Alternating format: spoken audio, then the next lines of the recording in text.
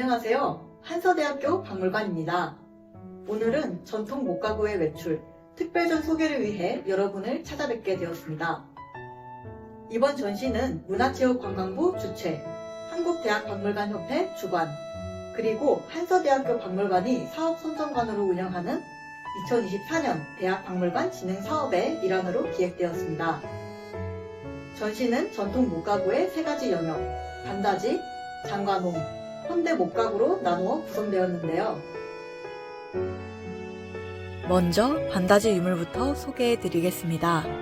반다지는 앞면을 반으로 나누어 여닫는 독특한 구조의 가구입니다. 주로 반다지는 옷가지와 서체, 그릇, 문서, 제기, 귀중품 등 다양한 생활용품을 수납하는 다용도 가구였습니다. 대표적인 재료로는 소나무로 많이 제작되나 느티나무, 엄나무, 가래나무, 먹감나무 등으로도 사용하였습니다. 이번 전시에서는 제주도, 경상도, 전라도, 충청도, 강원도, 경기도, 황해도, 평안도의 8개의 지역별 반다지 특징을 통해 지역적 차이도 알아볼 수 있습니다. 그럼 이제부터 지역적 차이에 따른 반다지들의 특징을 하나하나 살펴보겠습니다. 이번 유물은 제주도 반다지입니다. 제주도 반다지는 전라도 남부 해안 지역과 유사한 장석 형태를 보입니다. 느티나무를 사용하여 목재 표면을 거칠게 가공하며 간혹 작이나 톱자국이 표면에 나타나기도 합니다. 앞바탕과 경첩은 버선코 모양이나 제비초리 형태가 자주 보이고 감자비는 일자 형태와 석류 형태가 반복적으로 사용됩니다. 이번 유물은 경상도 반다지입니다. 경상도 반다지는 다른 지역에 비하여 높이가 낮고 가로폭이 넓어 전체적으로 낮고 긴 형태입니다. 앞널의 하부는 주로 매미, 부엉이, 박지영 등의 투각 문양을 새겼습니다. 경첩은 단순한 느낌이 강하고 문양은 만자가 주로 투각되어 통일감이 느껴집니다. 목재는 주로 느티나무를 사용하였으며 남해와 충무 지역의 반다지로 유명합니다. 다음 유물은 전라도 반다지입니다. 전라도 반다지는 느티나무와 소나무, 감나무 등 목재들의 나뭇결을 살린 것이 특징입니다. 전라도 반다지는 지역적으로 내륙과 해안으로 구분되는데요. 광주를 포함한 내륙은 반다지 내부에 서랍과 선반을 설치하여 수납 공간으로 활용한 특징이 있습니다. 앞 바탕 문양으로는 보상화와 제비초리 형태를 사용하였습니다. 해안 지역의 전라도 반다지는 쌍버선 또는 실패 형태의 장석을 사용하였고 석류형의 감자비를 사용하였습니다. 이번 유물은 충청도 반다지입니다. 충청도 반다지는 보통 장석의 수가 적은 편이며 경첩은 약간 넓은 제비초리 형태를 사용합니다. 천판이 층널보다 넓은 반다지, 책상과 반다지가 결합한 형태도 이 지역에서 자주 볼 수 있습니다. 또한 인접 지역의 영향도 많이 보이는데 전북 지역의 꽃잎 경첩, 경북 지역의 제비초리 경첩, 강원 지역의 액자형 구조도 확인되고 있습니다. 다음 유물은 강원도 반다지입니다. 강원도 반다지는 액자처럼 문판이 몸통 안으로 들어가며 3개의 경첩과 경첩 아래에 배꼽 장식 3개가 나란히 배열되는 것이 특징입니다. 광두정의 외형은 화형이며 볼록하게 튀어나오게 제작합니다. 장석의 수량은 많지 않으나 크기가 크고 전반적으로 투박한 느낌을 줍니다. 소나무로 많이 제작되었으며 장석은 호리병형, 제리비리, 화형 등이 많이 보입니다. 다음은 경기도 반다지입니다.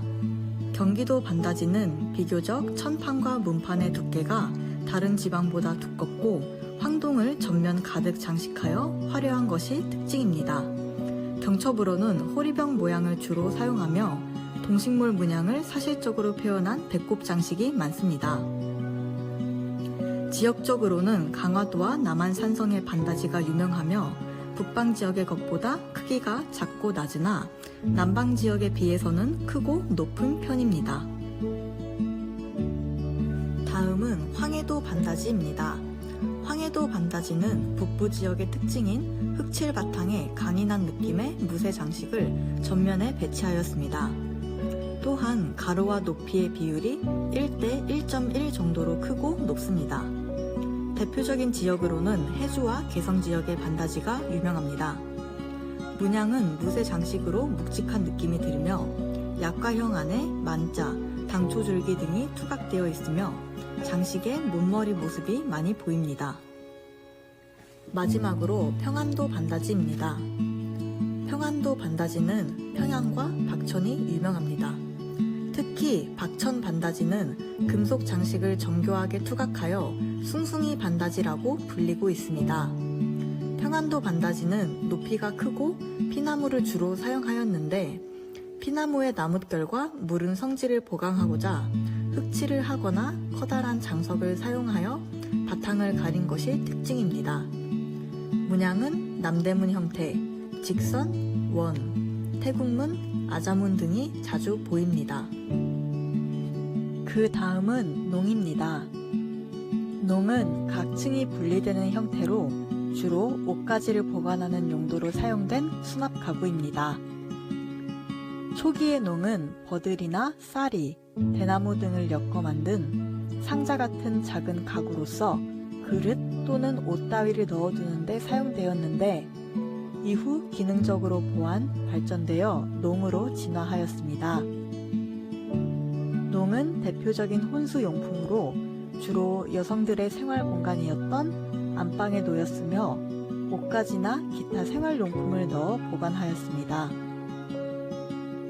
다음은 장입니다. 장은 여러 층으로 되어 있어도 앞널과 층널이 하나로 구성되어 분리되지 않습니다. 초기의 장은 궤에서 시작되었는데 점차 높이가 커지고 중첩되면서 기능적으로 보완, 발전되어 장으로 진화하였습니다. 장은 제작 시 많은 비용과 공간의 제약 등으로 대표적인 양반가의 혼수용품이었습니다. 일반 계층은 값싼 농이나 반다지를 주로 사용하였습니다. 장은 점차 분화되어 옷장, 의거리장, 책장, 머리장, 운갑장 등으로 구분됩니다. 이번엔 현대 목가구 부분입니다. 먼저 권원덕 작가님의 벚꽃창신 장, 그리고 벚꽃창신 휴입니다. 그 다음은 이기욱 작가님의 바람에 머물다입니다. 그 다음은 김종규 작가님의 휴식, 그리고 동행입니다. 마지막으로 이도열 작가님의 서, 그리고 소반입니다.